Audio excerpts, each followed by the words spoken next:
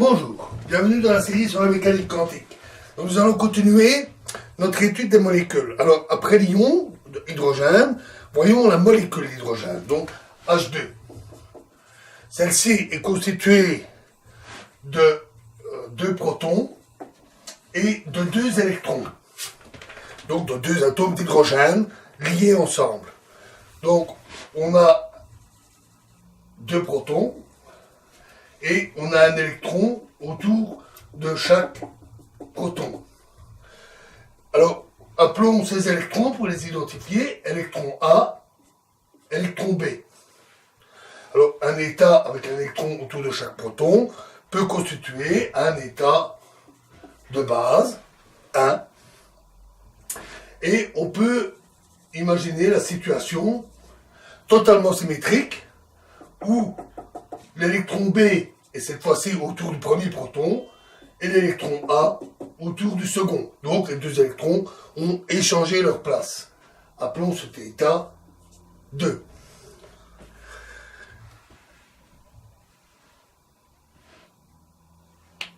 Notons que d'autres états sont possibles, tout comme pour l'ion hydrogène. Et par exemple, on pourrait imaginer que les deux électrons se retrouvent autour d'un seul proton. Mais dans ce cas-là, les deux électrons seraient très proches, et à cause de la répulsion coulombienne assez forte entre électrons, cela conduirait à des états d'énergie beaucoup plus grandes. Donc, nous pouvons les négliger. Dans une analyse plus fine, il faudrait en tenir compte.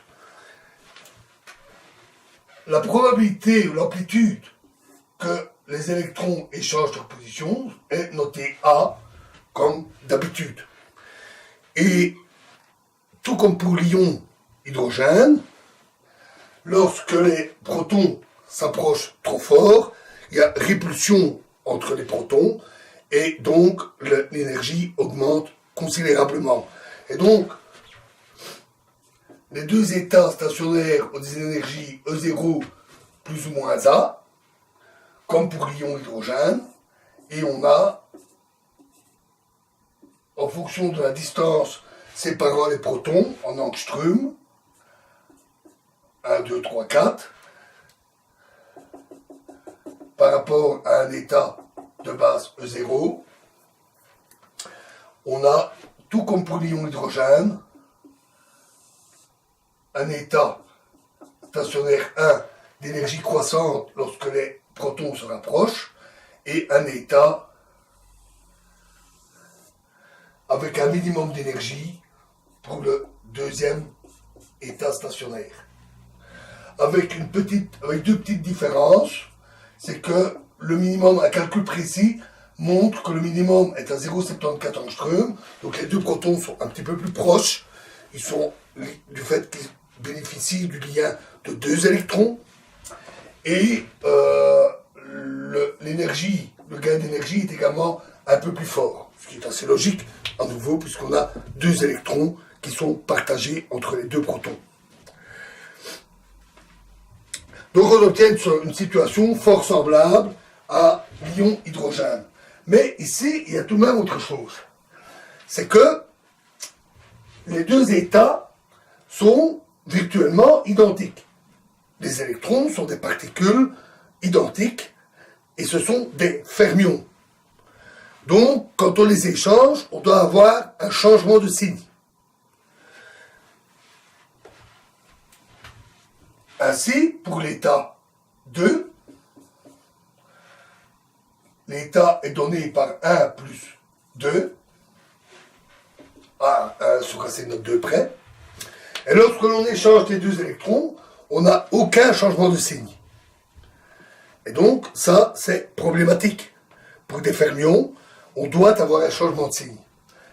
On doit avoir, en fait, un état antisymétrique. Et donc, cet état ne doit pas exister. Par contre, pour l'état 1 moins 2, on a bien un changement de signe. Et donc, cet état peut exister. Malheureusement, cet état est non lié. Mais ceci n'est vrai que si les deux électrons sont vraiment identiques. Il ne faut pas oublier que les électrons ont un spin. Donc si les deux électrons ont le même spin, le même état de spin, donc disons tous les deux le spin vers le haut par exemple, alors oui, il y a ceci. Seul l'état 1 peut exister et ce n'est pas un état lié. Donc un atome d'hydrogène ne peut pas exister, une molécule d'hydrogène ne peut pas exister si les deux électrons ont même état de spin. Par contre, si les états de spin sont opposés, alors les électrons peuvent être distingués et on n'a plus ce problème des particules identiques et les deux états sont possibles, et en particulier celui-ci qui a un minimum d'énergie et donc un état lié. Donc l'hydrogène ne peut exister que si les deux électrons ont des spins opposés. Et ça, c'est quelque chose que l'on peut vérifier par l'expérience et qui est confirmé. Que se passe-t-il maintenant quand on a des atomes différents? Donc pas seulement des hydrogènes, mais on pourrait avoir par exemple un sodium et un hydrogène. Ou bien un sodium et un chlore, etc. Dans ce cas, c'est comme pour l'ion, on sait que les énergies d'ionisation peuvent être très différentes. Oui, mais cette fois-ci, les deux états sont strictement symétriques. Donc, il n'y a plus cette différence qu'on avait entre H11 et H12, et H22 par exemple, qui nous avait conduit à dire que dans le cas d'atomes très différents, la liaison avec un seul électron n'est pas très forte. Et ici, c'est totalement symétrique. Et donc H11 reste égal à H22, même pour des atomes différents. Et donc la liaison reste forte. Et effectivement, la liaison par mise en commun de deux électrons est des plus courantes en chimie. C'est la plus fréquente. Et on l'appelle, comme dans le cas de l'hydrogène, liaison covalente. Il y a quand même une exception. Si l'énergie des états des électrons d'un des deux atomes est particulièrement basse, alors il se peut que même en rajoutant un électron, le gain total d'énergie reste important. Dans ce cas-là, l'état d'équilibre ne correspondra pas à cet état. Il faut considérer les états que nous avons négligés, avoir deux électrons autour d'un même noyau. Et dans ce cas-là, il peut arriver, quand un des atomes est très gourmand en électrons, que les deux électrons se placent autour du même atome. Dans ce cas-là, cet atome-là prend une charge négative, celui-là prend une charge positive, et il s'attire simplement par attraction électrostatique. On appelle une telle liaison une liaison ionique, parce qu'elle forme des ions, un ion négatif et un ion positif. Un exemple, c'est le NaCl, ou chlorure de sodium, qui est de ce type. Le chlorure de sodium qui est aussi plus communément appelé sel de cuisine. Le sel de cuisine forme une liaison ionique. Pour d'autres exemples de liaison chimique, rappelons le cas de la molécule de benzène. On avait donc un cycle à 6 carbones avec des doubles liaisons et bien sûr des hydrogènes.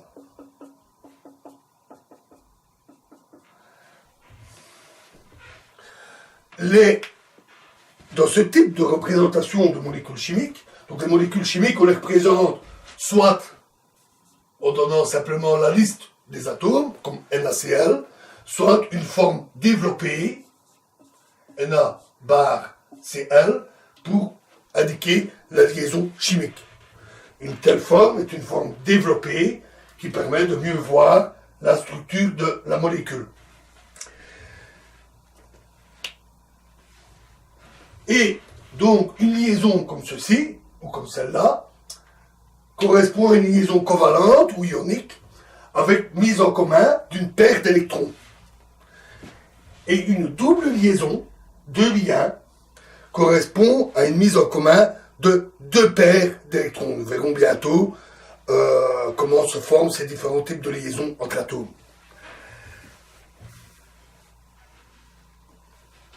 On peut étudier des molécules telles que l'éthane ou l'éthylène, etc., et calculer les énergies des liaisons. Et ce qu'on constate, c'est que pour le benzène, si on fait la somme des énergies des différentes liaisons, on obtient une valeur plus grande que celle du benzène. Et ça, nous l'avions vu, hein, c'est dû au fait que les électrons sont en fait délocalisés sur l'anneau carbone.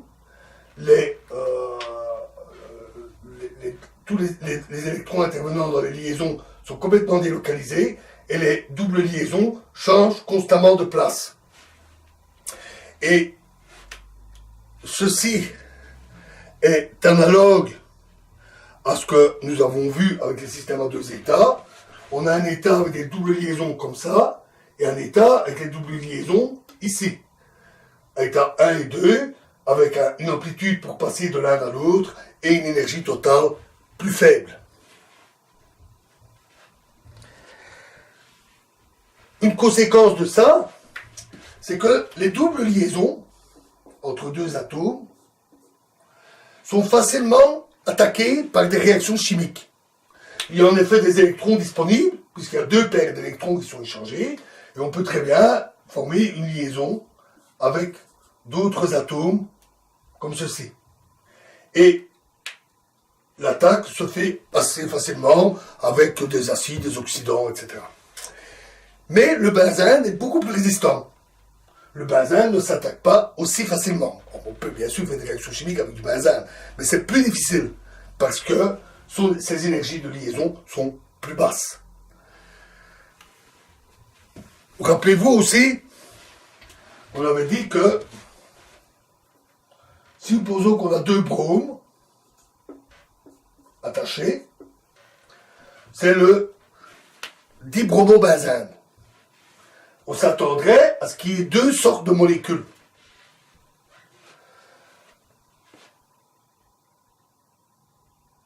Selon que la liaison ici est une liaison simple ou une liaison double. En fait, en faisant réagir deux atomes de brome avec du benzène, on s'attend à avoir quatre molécules. Des bromes attachés de manière opposée, appelés para-dibromobenzène, ou avec un décalage de 1, c'est le méta-dibromobenzène, et deux bromes attachés ici, le ortho-dibromobenzène.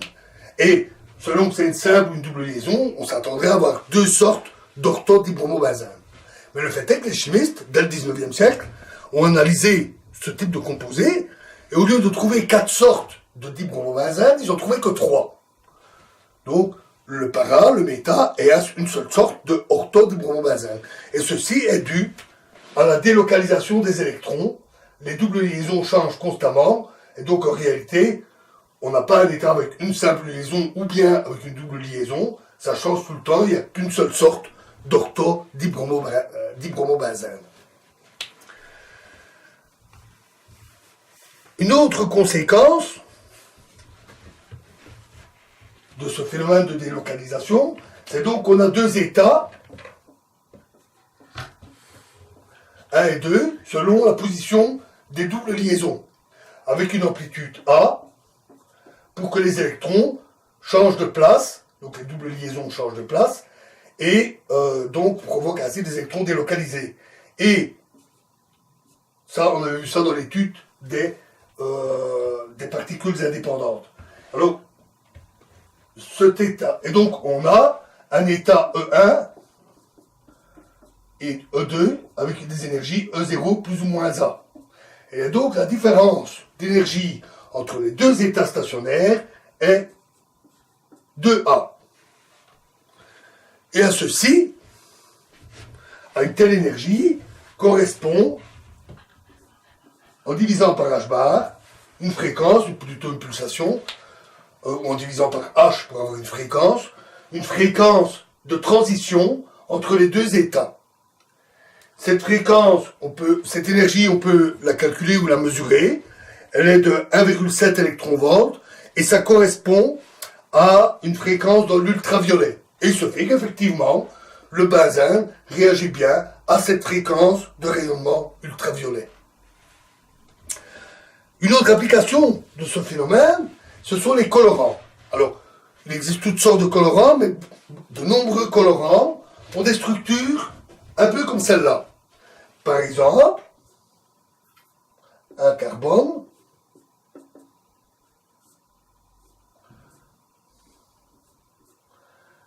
avec double liaison ici, un autre cycle ici, donc 3 cycles attachés les uns aux autres.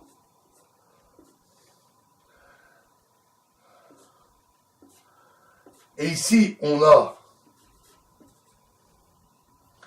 un NH2 avec une charge positive. Et ici, un NH2 neutre. Cette molécule avec 3 cycles s'appelle le magenta. Et ici, on a des doubles liaisons qui sont différentes. Et on a 2 états possibles avec une permutation complète de toutes les doubles liaisons, comme ici. Donc les doubles liaisons changent de place ici, elles changent de place ici, ici, ici. Donc là aussi, on a ce phénomène de délocalisation et de changement d'état et de baisse du niveau d'énergie et de transition entre 2 états stationnaires. Si ce n'est que pour le magenta, c'est quand même un peu plus compliqué pour le benzène. Là, on a juste des électrons qui changent, qui passent d'un carbone à l'autre. Ici, ils doivent passer d'un carbone à l'autre, mais aussi à travers toute la molécule pour circuler dans tout le bazar. Donc, on comprend que l'amplitude A de transition va être nettement plus basse. Effectivement, c'est ce que l'on constate.